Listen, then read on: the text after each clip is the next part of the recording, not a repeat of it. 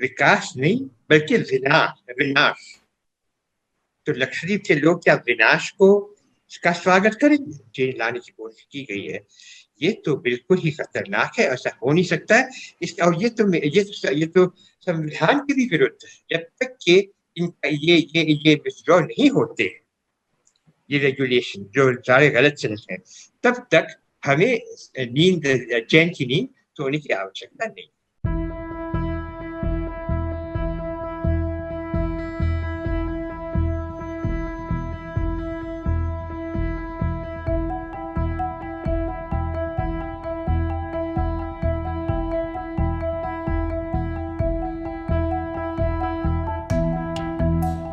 लक्षद्वीप पर लागू करना मेरे समझ में आया नहीं। वहां तो कोई क्राइम है ही नहीं। अभी रिसेंटली कुछ अखबार में निकला था कि कुछ श्रीलंका से आके कुछ टेररिस्ट को कुछ लोग आए और पकड़े गए वहां आइलैंड में।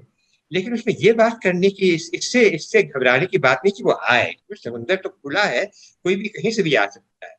इसमें हमें खुशी की बात यह कि फौरन पकड़े गए, और पकड़े अगर आगे भी होगा तो पकड़े जाएंगे, इसलिए कि यह अंडमान जैसे है, वहाँ बहुत सारी आबादियां हैं, बंगाल के भी लोग आए हैं, तमिलनाडु से भी लोग आए हैं, उनके अपने भी लोग हैं, वो सारे रहते हैं अंडमान में। लक्षद्वीप में जो लोग रहते हैं वो एक ट्राइबल सोसाइटी है, जो वहीं की इंडिजिनस है और सदियों से चली आ रही है। लिहाजा वो जो सोसाइटी, वो जो समाज है, बहुत ही क्लोजली क्लोज्ड समाज है। वहां तो बिल्कुल नामुमकिन है, इम्पॉसिबल, कि कोई गैर आदमी आए, चाहे वो टेररिस्ट हो या कोई भी हो, और वहां चुपके से जाके रहना शुरू कर दे और कुछ सिक्योरिटी थ्रेट हो जाए। ये स्टेटिस्टिक्स है, सरकारी स्टेटिस्टिक्स है कि वहाँ क्राइम रेट जो है बाकी हिंदुस्तान से बहुत कम है। और मैं वहाँ का प्रशासक होने के नाते ये कह सकता हूँ कि जो क्राइम हुआ भी है, जिसके लिए रजिस्टर है एफआईआर, वो इस प्रकार का क्राइम है कि कोई अपनी स्कूल बिल्डिंग में चला गया फुटबॉल निकालने के लिए, तो लगा लगा कि इसमें चेस पास हो गया। इस प्रकार के क्राइम, वो जो दोष, और बाकी हिंदुस्तान में किसी जगह पे वो दोष ठहरा ही नहीं रहा। ये इस प्रकार का है, तो वहां मैं कहूंगा कि वो क्राइटेरिया। अच्छा, जो आप कहते हैं जनता के बढ़ावे के लिए कुछ, उन्होंने कहा कि ये जो पंचायत में है इनके केवल 2 बच्चे होंगे। ये किस चीज के लिए? वहां जो बर्थ रेट है वो बाकी हिंदुस्तान से कहीं ज्यादा कम है। 1.4 है, 1/4 अगेंस्ट नेशनल एवरेज ऑफ 2.2। वहां तो ये चिंता है कि वहां की पॉपुलेशन इतनी इतनी जल्दी जल्दी घटती चली जा रही है, नहीं कि वो बढ़ी क्यों जा रही है। तो वहां एक ये कानून लगाने की क्या जरूरत पड़ गई। और जो आप कहते हैं कि जो लैंड ओनरशिप में, इसमें जो चेंज लाने की कोशिश, इसमें चेंज लाने की कोशिश की गई है, ये तो बिल्कुल ही खतरनाक है, ऐसा हो नहीं सकता है। और ये तो संविधान के भी विरुद्ध है। वहां के जो लोग हैं, जैसे मैंने पहले कहा, ट्राइबल लोग, और ट्राइबल लोग सुरक्षित हैं भारत वर्ष के संविधान के तहत। तो इस प्रकार से करना मेरे ख्याल में ये चैलेंज होगा, चुनौती होगी इसकी न्यायालय में। लेकिन वैसे भी इस करने का क्या मतलब है? हमें ये कोशिश करनी चाहिए, और ये कहते भी रहते हैं कि हमें, और वहां के प्रशासक ने जो कहा, वो उनने लोगों को कहा ये बड़े पिटिएबल लोग हैं, इनके लिए हमें हमदर्दी होनी चाहिए। हमदर्दी जरा दिखाइए, हमदर्दी ये दिखाइए कि उनको कुछ दीजिए, लेना दीजिए, उनकी जो जमीन है वो भी आप छीनना चाहती है, हमदर्दी का इजहार है। How silly।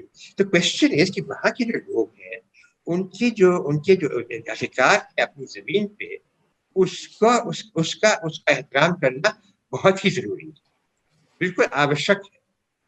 और उसमें दखल करने से ये वहां के वातावरण के लिए बहुत ही खतरनाक है। इसमें जो ये रेगुलेशन निकाले गए हैं, इसमें ये भी लिखा हुआ है कि mining and exploration for mineral work. Mining क्या? कोरल आइलैंड में क्या माइनिंग करें? सिर्फ कोरल की ही, कोरल का आप माइनिंग कर सकते हैं, और ये ठीक है।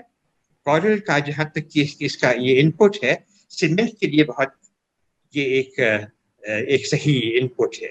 तो क्या मतलब ये है कि वहाँ सीमेंट फैक्ट्रीज बनाना चाहते हैं? वहाँ लोगों को रहने के लिए आप कह रहे हैं कि वहाँ काफी जगह नहीं है, आबादी को कम करना है, और दूसरा आप कह रहे हैं कि यहाँ माइनिंग और लोगों से जमीन छीनने की बात करेंगे। अब कुछ तो अकल दिखाए।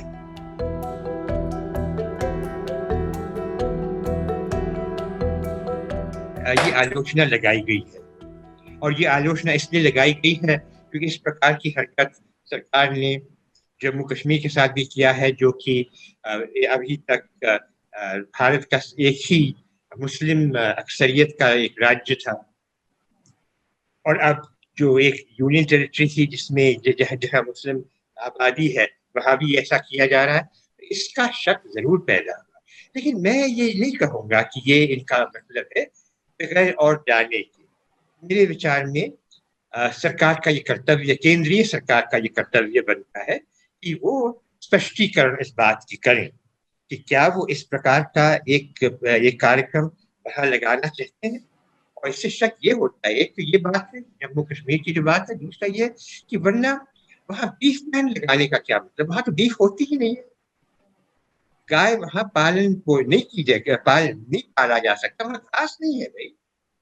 और अगर वो पाल रहे हैं घास गाय और वहां से बाहर से ला रहे हैं, घास उनको खिला रहे हैं, तो ये बिल्कुल है, मैं उनका साथ दूंगा प्रशासक का। अगर वो कहेंगे कि नहीं, यहाँ यहाँ यहाँ गाय नहीं पाली जा सकती है लक्षद्वीप में, ये वहां का वातावरण उसके लिए है नहीं, नहीं किया जाए, अगर बकरी भी ना पाले मैं भी उनको उनका साथ दूंगा इस बात। लेकिन इसका क्या। और दूसरी बात मैंने सुना है वो किया है कि वहाँ उन्होंने कहा कि शाकाहारी भोजन किया जाएगा स्कूलों में। इसमें मेरे ख्याल में ये ऐसा अगर कदम उठाया है तो इसमें कोई खास बुराई भी नहीं है। नहीं, ना तो मैं सब देखता हूँ इसमें कोई खास अच्छाई, लेकिन अगर ये किया है तो इसमें खास बुराई भी नहीं है। और ये कहना कि इसके बेसिस पे हम कहेंगे कि हिंदुत्व लाना चाहते हैं, तो मेरे ख्याल में ये नाइंसाफी होगी। तो लेकिन जैसे मैंने कहा, सरकार को इस बारे में स्पष्टीकरण करने की जरूरत है।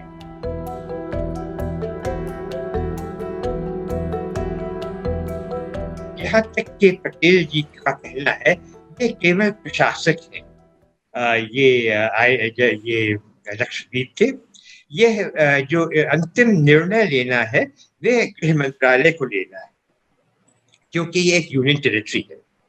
जो आप बताते हैं कि इन्हें कुछ कहा और किया कुछ और, जैसे वो आपने लव जिहाद का एग्जाम्पल दिया है। यूपी जहाँ वो लव जिहाद के कानून बनाए गए थे, वो एक राज्य है, वे अपने कानून स्वयं बनाता है कुछ विषयों पर।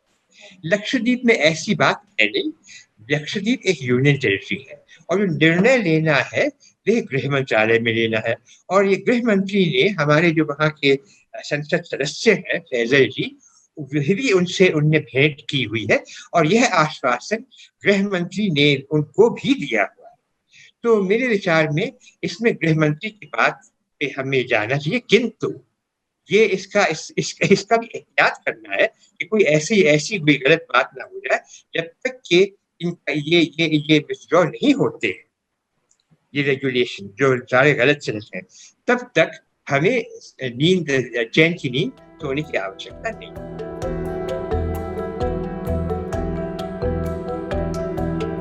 इग्नोरेंस है इसलिए न केवल उनका, ये आपके जो कलेक्टर हैं उन्हें भी स्टेटमेंट दिया, प्रेस कॉन्फ्रेंस किया, जिसमें उन्होंने कहा कि यहाँ का जो विकास होगा वो ऐसा विकास होना चाहिए जो भारतवर्ष का हुआ है।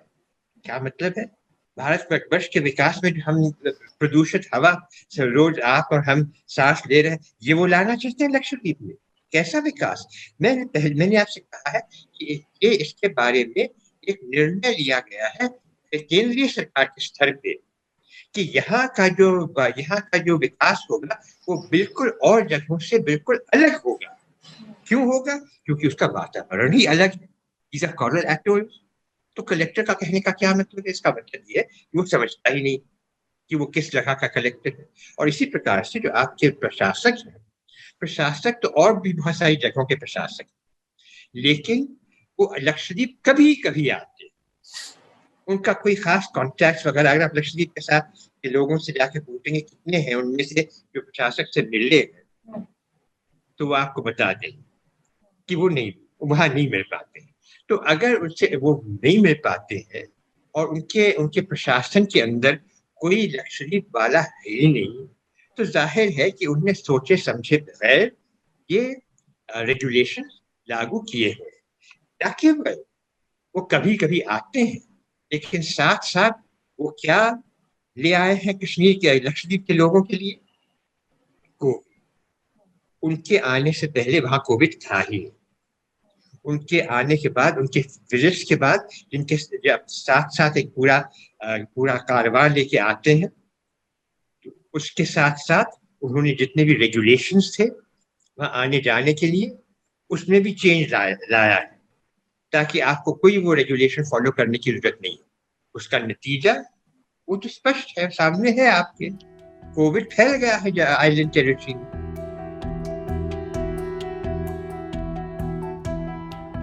ये विकास है, ये तो विनाश, विकास नहीं बल्कि विनाश। तो लक्षद्वीप के लोग क्या विनाश को का स्वागत करेंगे? वो समझ सकते हैं। लक्षद्वीप के लोग जो हैं वो अपने वातावरण को बहुत अच्छी तरह से समझते हैं।